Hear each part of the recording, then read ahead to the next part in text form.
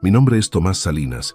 Tengo 68 años y hace una semana mi nuera llegó a mi casa con sus padres, 2 maletas y la cara más dura del mundo para decirme que ellos se iban a quedar viviendo conmigo hasta que encontraran un lugar propio. Sin preguntarme, sin consultarme, sin siquiera tener la decencia de llamar por teléfono antes. Pero lo que ella no sabía es que este viejo había aprendido a poner límites hace mucho tiempo y que su sorpresita iba a durar exactamente 24 horas antes de que yo tomara medidas que la iban a marcar para toda la vida. Porque mientras Mónica, mi nuera, creía que podía manipularme usando a mi hijo Diego como escudo emocional, yo ya había vivido suficiente para saber exactamente cómo manejar a las personas que confunden amabilidad con debilidad. Y lo que pasó después va a quedar grabado en la memoria de toda mi familia como el día que aprendieron que Tomás Salinas no es el abuelo sumiso que ellos creían que era. Imagínate la escena. Era un domingo por la tarde. Yo estaba en mi jardín regando las plantas que cuido con tanto cariño desde que me jubilé hace 5 años, cuando escucho que se abre el portón de entrada. Pensé que era Diego que venía a visitarme como hacía todos los domingos desde que se casó con Mónica hace 3 años. Pero cuando levanto la vista, veo a mi nuera bajando del auto con 2 personas mayores que yo no conocía y arrastrando maletas como si fuera el lobby de un hotel. «Tomás», me dice Mónica con esa sonrisa falsa que usa cuando quiere algo de mí, «te presento a mis papás, Roberto y Elena. Van a quedarse acá unos días hasta que encontremos un departamento para ellos. Ya les dije que vos sos muy comprensivo y que no te va a molestar la compañía». Me quedé con la regadera en la mano, mirando esta escena surrealista de gente desconocida invadiendo mi casa sin mi consentimiento. Roberto y Elena me saludaron con esa cortesía forzada de quien sabe que está en una situación incómoda, pero no tiene alternativa. Diego estaba parado atrás de todos, evitando mi mirada, con esa cara de culpabilidad que ponía cuando era chico y había roto algo. Pero acá viene lo que Mónica nunca se imaginó.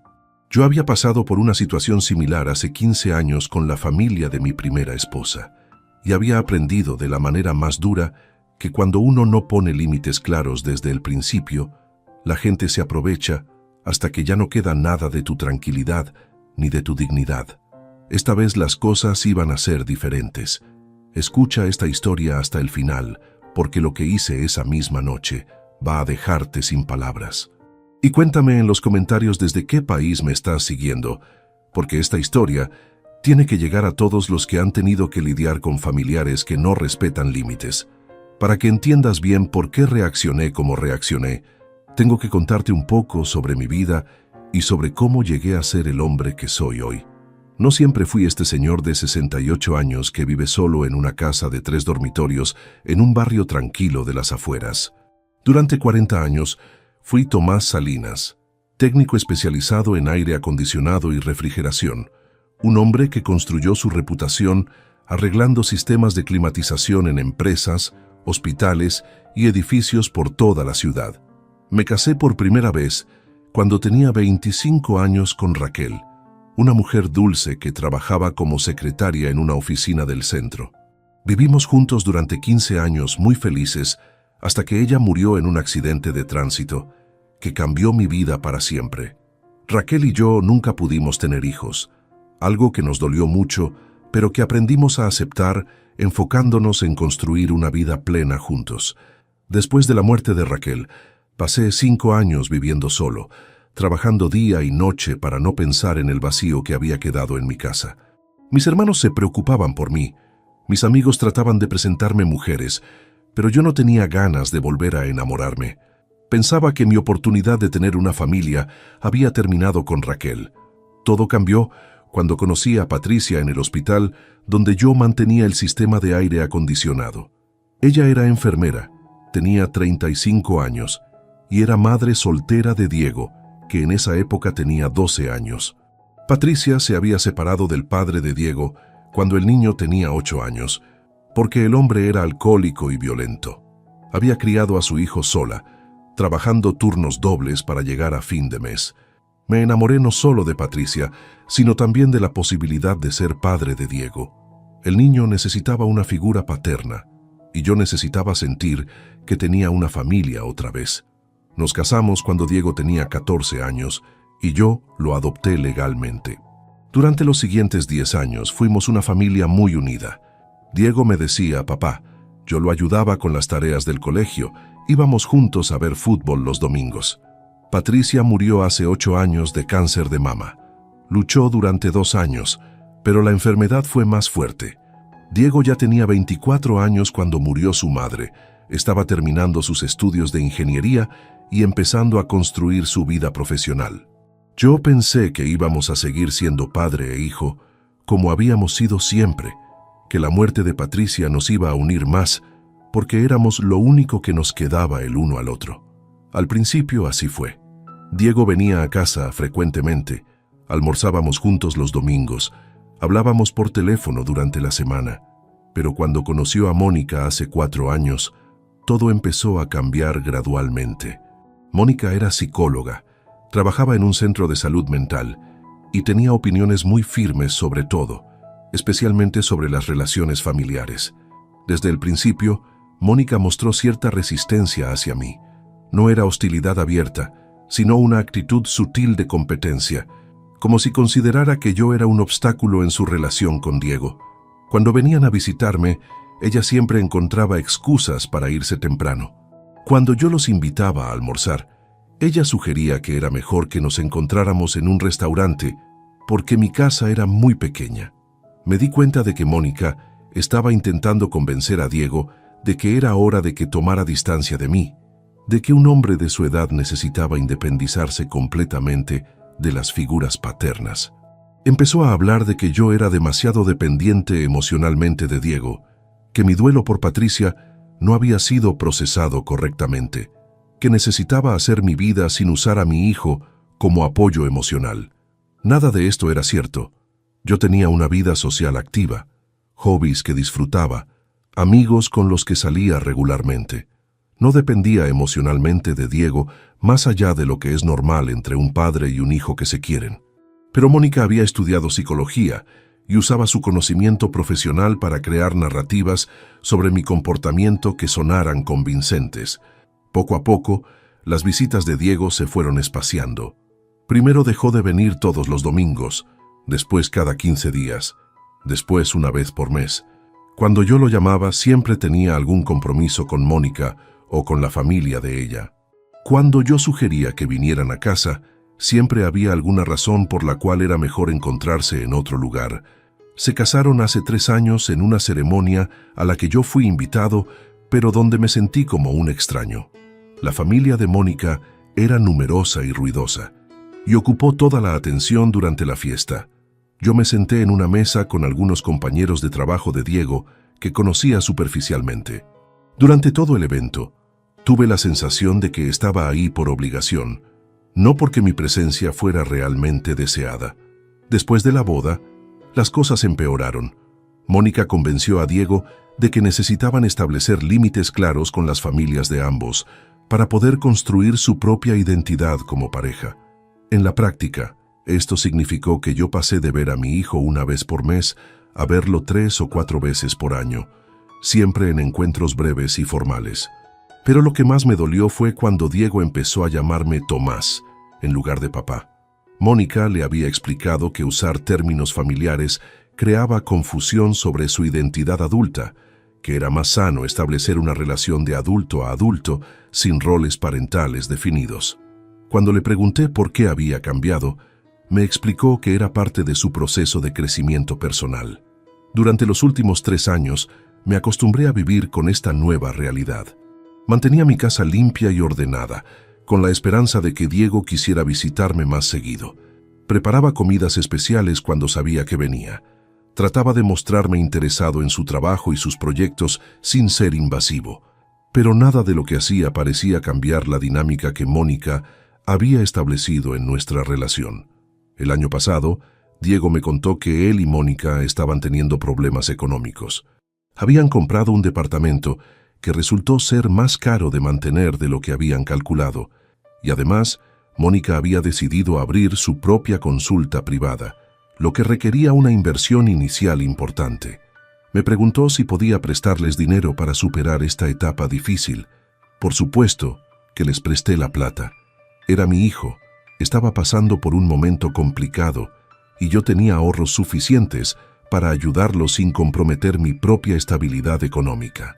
Les di 50,000 pesos con el acuerdo de que me los devolverían en cuotas cuando se estabilizaran financieramente. Diego se emocionó mucho y me agradeció de una manera que no había visto en años. Durante los siguientes meses, Diego volvió a visitarme más seguido. Veníamos a almorzar los domingos como hacíamos antes, hablábamos por teléfono durante la semana, me contaba sobre su trabajo y sus proyectos. Pensé que tal vez la crisis económica había servido para que él se diera cuenta de que yo seguía siendo su familia, sin importar lo que dijera Mónica. Pero después me di cuenta de que las visitas aumentaron solo mientras ellos necesitaron el dinero. Una vez que su situación económica se estabilizó, Diego volvió a distanciarse gradualmente. Las llamadas telefónicas se volvieron menos frecuentes, las visitas dominicales se espaciaron otra vez, y cuando yo preguntaba sobre la devolución del préstamo, siempre había alguna excusa sobre gastos inesperados o demoras en el trabajo. Hace 6 meses, Mónica me llamó para contarme que sus padres estaban pasando por una situación económica muy difícil. Roberto había perdido su trabajo a los 62 años y no conseguía otro empleo. Elena tenía problemas de salud que requerían medicamentos costosos. Habían tenido que vender su casa y estaban viviendo en un departamento alquilado que ya no podían pagar. Me contó todo esto con mucho detalle emocional, haciendo énfasis en lo desesperante que era para ella ver a sus padres en esa situación. Me explicó que Diego y ella querían ayudar, pero que sus propios gastos no les permitían mantener económicamente a 2 personas adicionales. Me pidió mi consejo sobre qué podían hacer en una situación tan difícil. Yo le sugerí varias alternativas: buscar programas gubernamentales de asistencia para adultos mayores, explorar opciones de vivienda social, conectar a Roberto con agencias de empleo especializadas en personas mayores. También le ofrecí ayudar económicamente en la medida de mis posibilidades, aunque les aclaré que mi presupuesto de jubilado tenía limitaciones. Mónica agradeció mis sugerencias, pero me explicó que sus padres eran personas muy orgullosas que no iban a aceptar caridad ni de programas gubernamentales ni de extraños. Lo que realmente necesitaban era tiempo para reorganizar sus vidas sin la presión de pagar alquiler todos los meses. Si pudieran quedarse temporalmente en casa de algún familiar, podrían ahorrar dinero y planificar mejor su futuro. Ahí fue cuando empecé a sospechar hacia dónde iba la conversación. Le pregunté directamente si me estaba pidiendo que los dejara vivir en mi casa. Mónica se hizo la sorprendida por la pregunta y me dijo que por supuesto que no, que ella nunca sería tan atrevida como para pedirme algo así. Solo me estaba contando la situación para desahogarse y para recibir consejo de alguien con más experiencia de vida.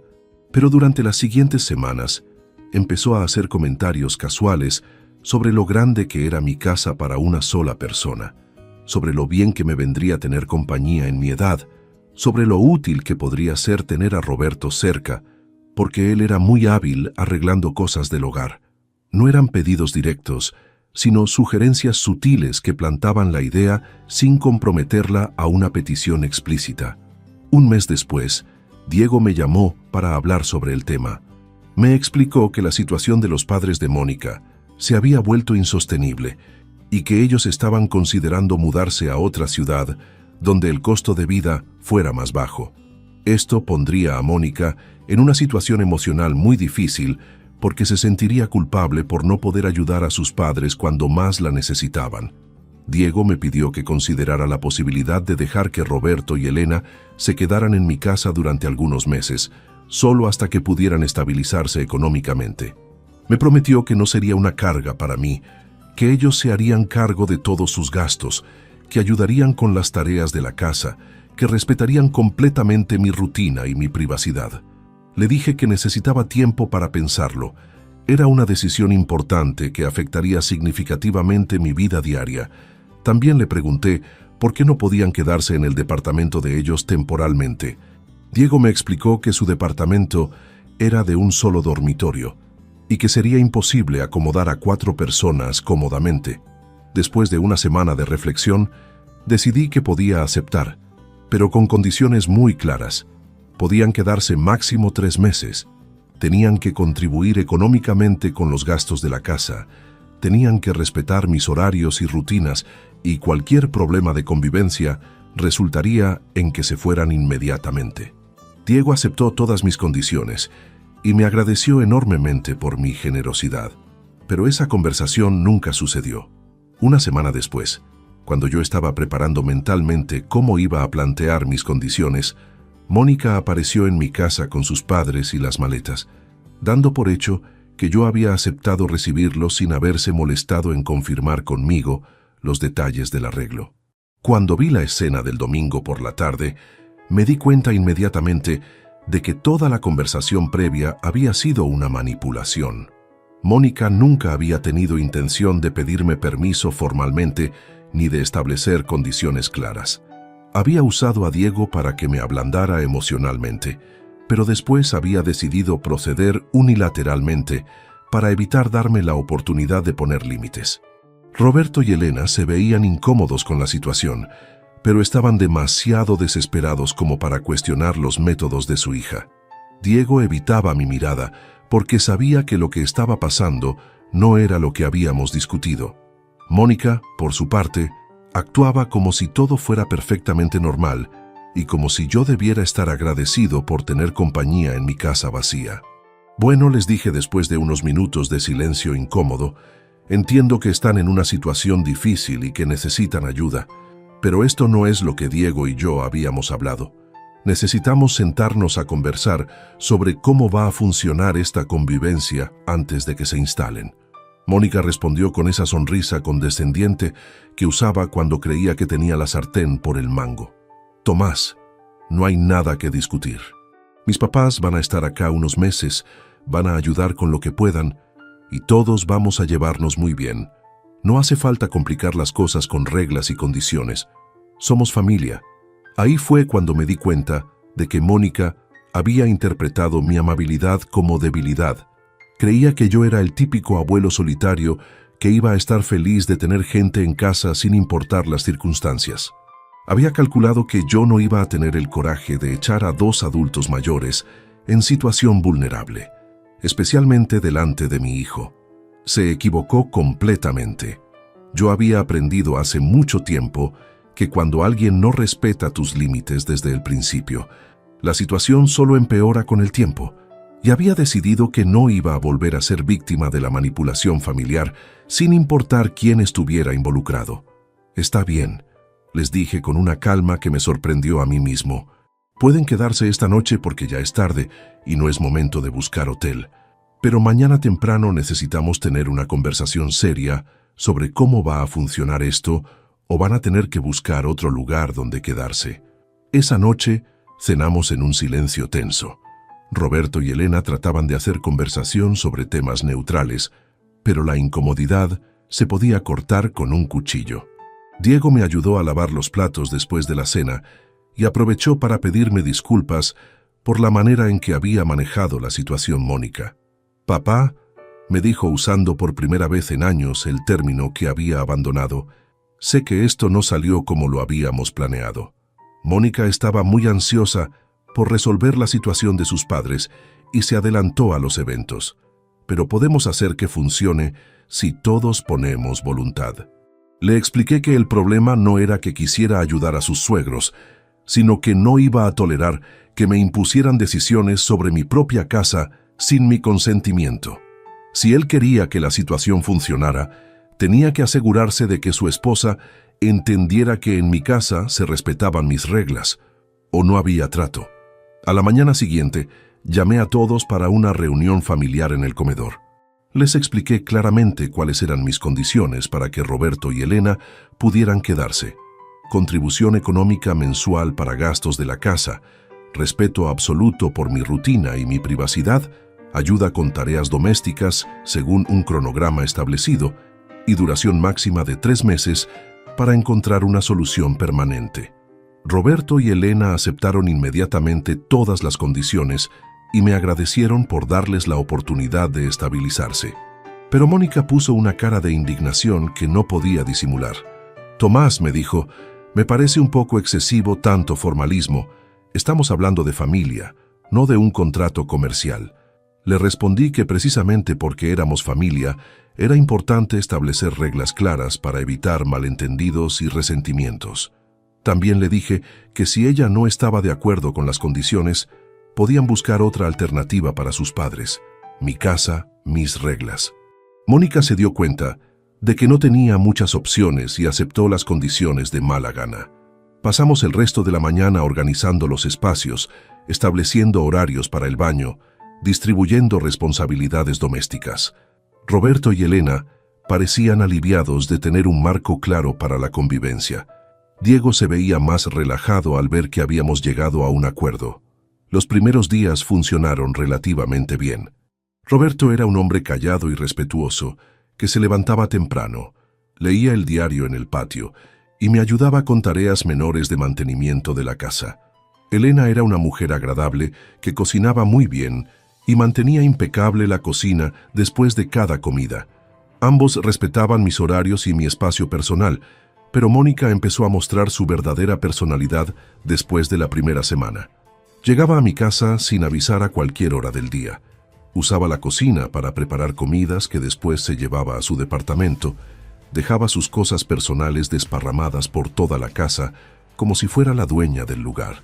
Cuando le pedí que respetara las reglas que habíamos establecido, me respondió que no entendía por qué yo era tan rígido con detalles sin importancia. Según ella, estaba demostrando una mentalidad muy egoísta para un hombre de mi edad que debería estar agradecido por tener familia cerca. La situación empeoró cuando Mónica empezó a invitar a sus hermanos y sobrinos a almorzar en mi casa los fines de semana. Mi comedor se llenaba de gente que yo no conocía, que hablaba fuerte, que dejaba todo sucio, que trataba mi casa como si fuera un salón de fiestas público. Cuando protesté, Mónica me dijo que era natural que quisiera ver a su familia cuando visitaba a sus padres. Roberto y Elena se sentían muy incómodos con el comportamiento de su hija, pero no se atrevían a confrontarla porque dependían de ella para resolver su situación habitacional. Me pedían disculpas en privado por las libertades que se tomaba Mónica, pero no podían hacer nada para controlarla. Diego estaba atrapado en el medio. Por un lado, veía que su esposa estaba abusando de mi hospitalidad. Por otro lado, no quería crear conflictos matrimoniales defendiéndome a mí. Intentó hablar con Mónica varias veces, pero ella siempre tenía argumentos psicológicos para justificar su comportamiento. Según Mónica, yo estaba reaccionando de manera exagerada porque no sabía cómo manejar la convivencia familiar después de años de vivir solo. Mis quejas sobre las reglas eran síntomas de una personalidad obsesivo-compulsiva que se acentuaba con la edad. Lo que yo necesitaba era aprender a relajarme y disfrutar de tener una casa llena de vida. Al final de la segunda semana, yo ya había llegado al límite de mi paciencia. Mónica había convertido mi casa en su segunda residencia personal. Roberto y Elena se sentían culpables por la situación, pero no podían hacer nada para cambiarla. Y Diego había optado por mantenerse al margen para evitar problemas con su esposa. El viernes por la noche tomé una decisión que iba a cambiar todo para siempre. Si Mónica quería jugar a la guerra psicológica, yo le iba a enseñar que había elegido al oponente equivocado. Porque una cosa era ayudar a familia en necesidad, y otra muy distinta era permitir que alguien me faltara el respeto en mi propia casa. Esa noche llamé a mi abogado y le expliqué la situación. También llamé a la comisaría local y pregunté sobre los procedimientos para desalojar personas que se habían instalado en mi propiedad sin mi consentimiento formal. Quería tener toda la información legal necesaria antes de tomar medidas definitivas. El sábado por la mañana, Mónica llegó a mi casa con 2 de sus hermanas y sus respectivos hijos para hacer un asado familiar en mi patio. No me había consultado nada. Simplemente había decidido usar mi casa como sede para su reunión familiar. Había traído carne, carbón, bebidas, música, como si estuviera organizando una fiesta en su propia casa. Cuando la vi descargar todas las cosas del auto, supe que había llegado el momento de actuar. Le dije que tenía que hablar con ella en privado antes de que llegara más gente. Mónica me respondió que después de la comida podíamos charlar todo lo que quisiera, pero que ahora estaba ocupada organizando el almuerzo familiar. Le expliqué que no iba a haber ningún almuerzo familiar en mi casa, porque yo no había autorizado esa reunión. Le pedí que desarmara todo y se llevara a su familia a otro lugar. Mónica se rió como si hubiera hecho un chiste y me dijo que no fuera ridículo, que un asado no le hacía mal a nadie. En ese momento supe que las palabras ya no iban a servir para nada. Mónica había decidido que mi opinión sobre lo que pasaba en mi propia casa no era importante. Había interpretado mi hospitalidad como sumisión y creía que podía hacer lo que quisiera sin consecuencias. Entré a mi casa, llamé a la comisaría y les expliqué que tenía personas en mi propiedad que se negaban a irse después de que yo les había pedido que se retiraran. Les dije que necesitaba ayuda policial para hacer cumplir mi derecho como propietario de decidir quién podía estar en mi casa y quién no. Media hora después, llegaron 2 policías. Mónica se puso histérica cuando vio el patrullero estacionado frente a mi casa. Les gritó a los policías que era todo un malentendido, que ellos eran familia, que yo estaba teniendo problemas de comportamiento por la edad. Pero cuando los policías me pidieron explicaciones, les mostré los documentos de propiedad de la casa y les expliqué que había pedido formalmente que estas personas se retiraran de mi propiedad. Los policías les explicaron a Roberto, Elena y a toda la familia de Mónica que como propietario de la casa, yo tenía derecho absoluto a decidir quién podía estar en mi propiedad. Si yo les pedía que se fueran, ellos tenían que irse inmediatamente o podrían ser acusados de usurpación. Roberto y Elena empezaron a juntar sus pertenencias sin protestar. Entendían perfectamente que la situación se había vuelto insostenible por culpa del comportamiento de su hija.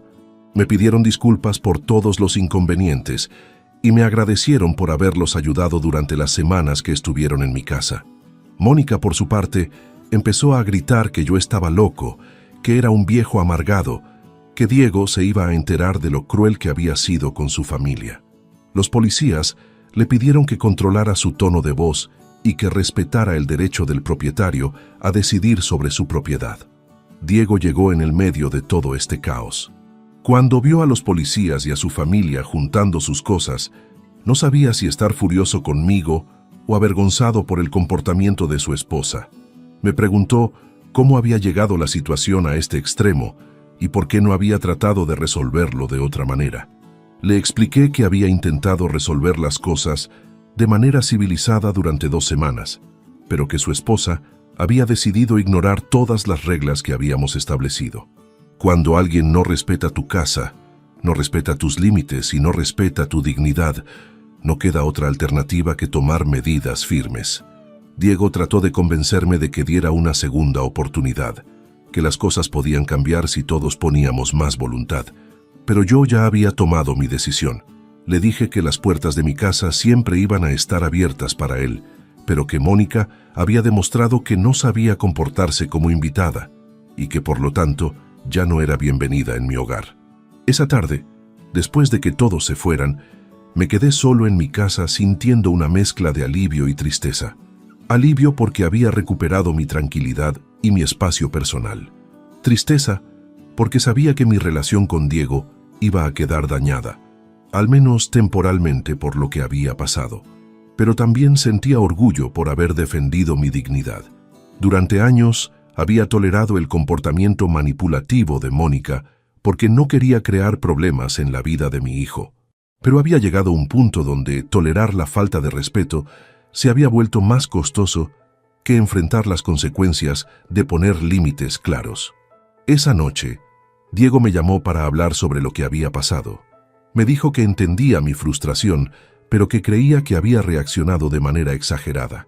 Según él, los problemas de convivencia se podían haber resuelto con más comunicación y paciencia, sin necesidad de involucrar a la policía. Le expliqué que no había sido una decisión impulsiva. Durante 2 semanas, había intentado comunicarme con Mónica sobre los problemas de convivencia, pero ella había ignorado sistemáticamente todas mis inquietudes. La llamada a la policía había sido la última opción después de agotar todas las alternativas de diálogo. También le dije algo que había estado pensando durante meses, que su matrimonio con Mónica había cambiado nuestra relación de una manera que no me hacía feliz. Ella había establecido una dinámica donde yo era visto como una interferencia en su vida de pareja, y él había aceptado esa dinámica sin defender el lugar que yo tenía en su vida como su padre. Diego se quedó callado durante mucho tiempo después de escuchar esto. Finalmente, me dijo que iba a pensar en todo lo que le había dicho, pero que necesitaba tiempo para procesar la situación. Me pidió que no tomara decisiones definitivas sobre nuestra relación hasta que pudiéramos hablar con más calma. Durante las siguientes 2 semanas, no tuve noticias de Diego ni de Mónica. Roberto me llamó una vez para agradecerme otra vez por la ayuda y para contarme que habían encontrado un departamento pequeño que podían pagar con sus ingresos limitados. También me pidió disculpas por el comportamiento de su hija y me dijo que él y Elena se sentían muy avergonzados por toda la situación. El tercer domingo después del incidente, Diego apareció en mi casa sin avisar. Venía solo, sin Mónica, con una cara que no le había visto desde la muerte de su madre. Se sentó en el sillón donde solía sentarse cuando era adolescente y me contaba sus problemas del colegio. «Tomás», me dijo usando otra vez mi nombre en lugar de papá, «vine a pedirte perdón y a contarte algo que necesitas saber. Durante estas semanas he estado reflexionando mucho sobre todo lo que pasó y me di cuenta de que tenés razón en muchas cosas que me dijiste». Me contó que después del incidente con la policía, él y Mónica habían tenido varias discusiones muy fuertes sobre su comportamiento en mi casa. Diego había empezado a cuestionar cosas que antes había aceptado sin pensar, especialmente la manera en que Mónica hablaba de mí y trataba nuestra relación padre-hijo. Mónica le había dicho que yo era un viejo manipulador que había usado la situación de sus padres para humillarla públicamente delante de su familia. Según ella, llamar a la policía había sido una venganza porque yo me sentía desplazado en su vida de casados. Me había pintado como un hombre resentido que no podía aceptar que Diego ya no me necesitara como figura paterna. Pero Diego había empezado a ver las contradicciones en esa narrativa. Si yo era tan manipulador y vengativo, ¿por qué había aceptado ayudar a los padres de ella en primer lugar? Si yo tenía problemas para aceptar su independencia, ¿por qué había respetado durante años su decisión de distanciarse cuando se casó? También había hablado con Roberto y Elena sobre lo que realmente había pasado en mi casa. Ellos le contaron una versión muy diferente de los eventos.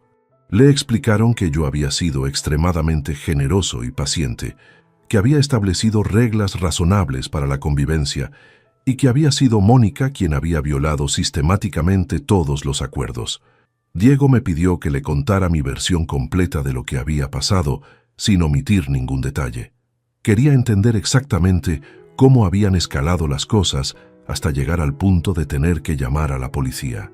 Le expliqué todo desde el principio, la manera en que Mónica había manejado la situación, las reglas que habíamos establecido, las violaciones sistemáticas de esas reglas y mi frustración al ver que mis pedidos de respeto eran ignorados. Cuando terminé de contar mi versión, Diego se quedó callado durante mucho tiempo. Después me dijo algo que nunca voy a olvidar. «Tomás, creo que durante estos años permití que Mónica me convenciera de que ser un buen esposo significaba alejarme de vos. Pero ahora me doy cuenta de que lo que realmente pasó fue que cambié a un padre que me quería incondicionalmente por una esposa que me quiere solo cuando hago lo que ella espera». Esa conversación fue un punto de inflexión en nuestra relación. Diego empezó a visitarme más seguido, volvió a llamarme papá, empezó a cuestionar las opiniones de Mónica sobre temas familiares. También empezó a contarme sobre problemas en su matrimonio que yo no conocía. Me dijo que Mónica tenía una personalidad muy controladora que se extendía a todos los aspectos de su vida. Decidía cómo tenían que gastar el dinero, qué amigos podían frecuentar, cómo tenían que pasar los fines de semana, incluso qué ropa era apropiado que él usara para el trabajo.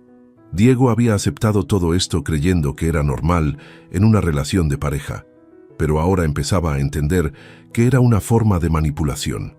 También me contó que Mónica había estado presionándolo para que me pidiera más dinero prestado. Según ella, yo tenía ahorros suficientes como para ayudarlos a comprar una casa más grande, y era egoísta de mi parte no ofrecerles esa ayuda espontáneamente.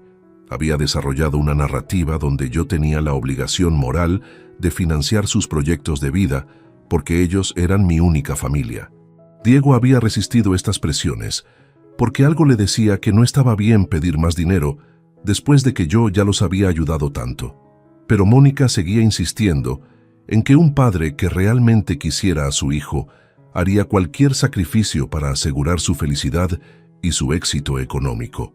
Durante los siguientes meses, fui testigo de cómo Diego empezaba a recuperar su personalidad individual después de años de vivir bajo la influencia de Mónica. Empezó a tomar decisiones sin consultarle todo a ella. Empezó a expresar opiniones que no coincidían con las de su esposa. Empezó a defender nuestro tiempo juntos cuando ella trataba de sabotearlo con excusas. Esto generó muchos conflictos en su matrimonio. Mónica no podía entender por qué Diego había cambiado tanto después del incidente con sus padres. Lo acusaba de estar bajo mi influencia negativa, de haber regresado a una mentalidad infantil donde yo seguía siendo la autoridad principal en su vida. Un día, Diego llegó a mi casa con una noticia que me sorprendió, pero que en el fondo había estado esperando. Me dijo que él y Mónica se iban a separar. La relación se había vuelto insostenible, porque ya no podían ponerse de acuerdo en ningún tema importante, especialmente en todo lo relacionado con nuestra relación padre-hijo. Mónica le había dado un ultimátum: o cortaba completamente el contacto conmigo, o ella pedía el divorcio. Según ella, no podía estar casada con un hombre que permitía que su padre interfiriera en su matrimonio. Diego había elegido mantener nuestra relación y aceptar las consecuencias de esa decisión. Me sentí mal por ser la causa de problemas en su matrimonio, pero también sentí alivio al saber que mi hijo había elegido no sacrificar nuestra relación por complacer a una esposa manipuladora. Le dije que lo apoyaría en cualquier decisión que tomara, pero que me alegraba saber que había recuperado la capacidad de elegir por sí mismo. El proceso de separación fue muy difícil para Diego. Mónica utilizó todas las tácticas de manipulación emocional que conocía para tratar de hacerlo cambiar de opinión. Lo acusaba de ser un hombre inmaduro que no podía cortar el cordón umbilical con su padre. Le decía que yo lo había lavado el cerebro para ponerlo en contra de ella. Amenazaba con arruinar su reputación profesional, contándole a todos que había elegido a su padre por encima de su esposa. Durante esos meses difíciles, Diego pasaba mucho tiempo en mi casa. Hablábamos sobre su futuro, sobre las lecciones que había aprendido de su matrimonio fallido, sobre la importancia de no permitir que nadie manipule tus relaciones familiares. También hablábamos sobre Patricia, su madre, y sobre cómo ella nunca habría permitido que alguien interferirá en nuestra relación padre-hijo. Un año después de la separación, Diego me contó que había empezado a salir con una mujer llamada Carmen, que trabajaba en su empresa como ingeniera. Carmen era muy diferente de Mónica, independiente, respetuosa, sin interés en controlar o manipular a su pareja. También había perdido a su padre cuando era joven, así que entendía perfectamente la importancia de las relaciones familiares saludables. Cuando Diego me presentó a Carmen, me impresionó su madurez y su autenticidad. No trató de impresionarme ni de ganarse mi aprobación de manera forzada. Simplemente se mostró como era, una mujer inteligente que quería conocer mejor a la familia de su novio. También me hizo preguntas genuinas sobre mi vida, mis hobbies, mi trabajo, demostrando interés real en mí como persona. Carmen me contó que Diego le había hablado mucho sobre mí y sobre todo lo que habíamos pasado juntos durante su matrimonio con Mónica. Le había explicado que había aprendido la importancia de no permitir que una pareja interfiera en las relaciones familiares saludables. Carmen estaba completamente de acuerdo con esa filosofía. Durante los siguientes meses, desarrollé una relación muy buena con Carmen. Ella venía a almorzar con Diego todos los domingos, me ayudaba en el jardín, me traía libros que pensaba que me podían interesar.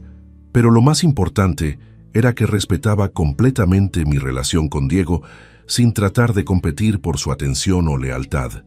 Un día Carmen me preguntó algo que me hizo reflexionar profundamente sobre todo lo que había vivido. Tomás, ¿te arrepentís de haber llamado a la policía ese día? ¿Crees que podrías haber manejado la situación de otra manera? Le expliqué que había pensado muchas veces en esa pregunta. Por un lado, llamar a la policía había sido una medida extrema que había causado una crisis familiar. Por otro lado, había sido la única manera de hacer que Mónica entendiera que tenía límites que no estaba dispuesto a negociar. Si no hubiera tomado esa medida drástica, Mónica habría seguido escalando su comportamiento irrespetuoso hasta convertir mi casa en su territorio personal. Diego nunca habría cuestionado la dinámica de su matrimonio, y yo habría terminado siendo un extraño en mi propia casa, tolerando abusos por miedo a crear conflictos familiares. Además, le dije a Carmen, esa situación me enseñó algo muy importante sobre mí mismo. Descubrí que a los 68 años todavía tenía la fuerza para defender mi dignidad cuando era necesario. Esa lección fue muy valiosa para mi autoestima y mi confianza. Carmen asintió comprensivamente.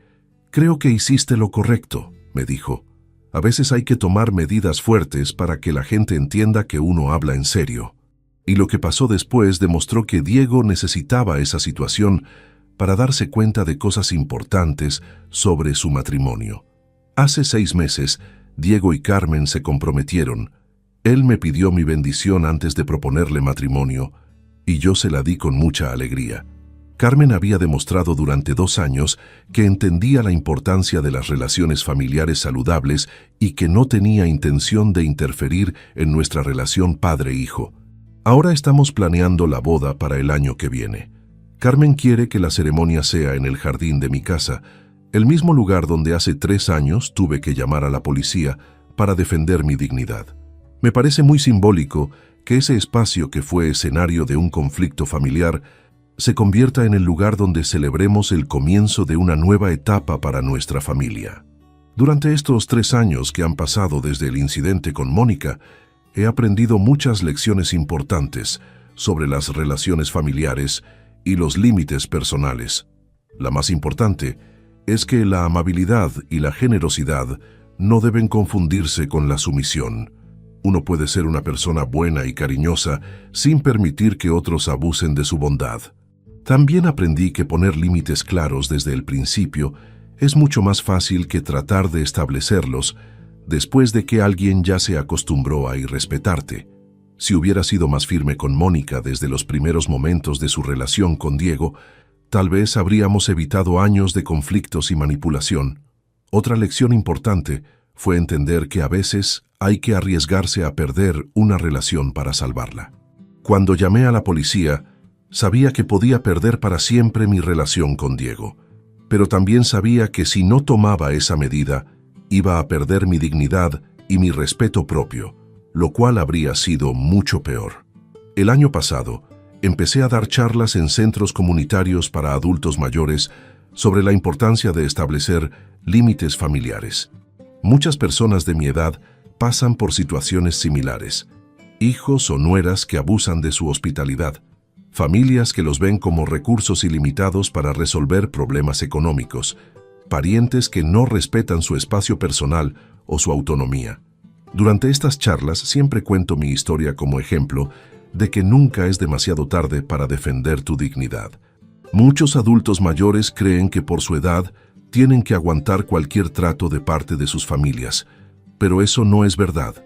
Todos merecemos respeto, sin importar nuestra edad. Una de las preguntas que más me hacen durante estas charlas es si me arrepiento de haber dañado la relación con Mónica de manera irreversible. La respuesta es simple. No se puede dañar una relación que nunca fue saludable desde el principio. Mónica nunca me respetó como persona ni como figura paterna de Diego. Lo que se dañó no fue una relación genuina, sino una fachada de respeto que escondía manipulación y control. También me preguntan si creo que Diego habría podido darse cuenta por sí solo de los problemas en su matrimonio sin necesidad del conflicto que generé. Mi opinión es que probablemente no. Diego estaba tan inmerso en la dinámica manipulativa de su relación que había normalizado comportamientos que no eran normales. Necesitaba un shock que lo obligara a cuestionar lo que había estado aceptando como natural. Hace 3 meses, recibí una llamada inesperada de Roberto, el padre de Mónica. Me contó que su hija se había casado otra vez con un hombre que tenía una relación muy tensa con su propia familia. Según Roberto, Mónica estaba repitiendo los mismos patrones de comportamiento que había mostrado conmigo, tratando de aislar a su nuevo marido de sus padres y hermanos. «Don Tomás», me dijo Roberto, «yo siempre supe que mi hija tenía problemas para respetar límites, pero no entendía la gravedad del problema hasta que pasó lo que pasó en su casa. Ahora veo que usted hizo lo correcto, defendiéndose como se defendió». Roberto también me contó que él y Elena habían logrado estabilizar su situación económica. Habían encontrado trabajos de medio tiempo que les permitían pagar sus gastos básicos y habían aprendido a vivir de manera más austera pero digna. Me agradecieron otra vez por la ayuda que les había dado y me pidieron disculpas por todos los problemas que había causado su hija. Esa conversación me confirmó algo que había sospechado durante mucho tiempo, que Mónica tenía un patrón de comportamiento problemático que se extendía más allá de su relación conmigo. No era que yo fuera un suegro particularmente difícil, sino que ella tenía dificultades genuinas para respetar límites y autoridad en general. La semana pasada, Diego me contó que había visto a Mónica en el supermercado. Ella había tratado de entablar una conversación, preguntándole sobre mí y sobre su nueva relación con Carmen. Diego le había respondido de manera educada pero distante, sin darle información personal sobre su vida actual. Mónica le había dicho que había entendido que tal vez había cometido errores en el pasado, pero que esperaba que algún día pudiéramos reconciliarnos como familia.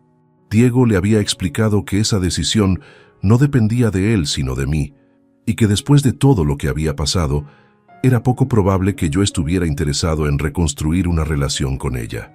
Cuando Diego me contó esta conversación, me preguntó qué pensaba sobre la posibilidad de darle una segunda oportunidad a Mónica. Le dije que agradecía que me consultara, pero que mi posición era clara. No tenía ningún interés en volver a tener contacto con alguien que había demostrado tan poca capacidad para respetar límites básicos de convivencia. No era una decisión basada en rencor o resentimiento, sino en autoprotección. A mi edad no tengo tiempo ni energía para lidiar con personas que requieren supervisión constante para comportarse de manera civilizada. Prefiero invertir mi tiempo en relaciones que me nutren y me hacen feliz. Diego entendió perfectamente mi posición y me aseguró que no volvería a plantear el tema.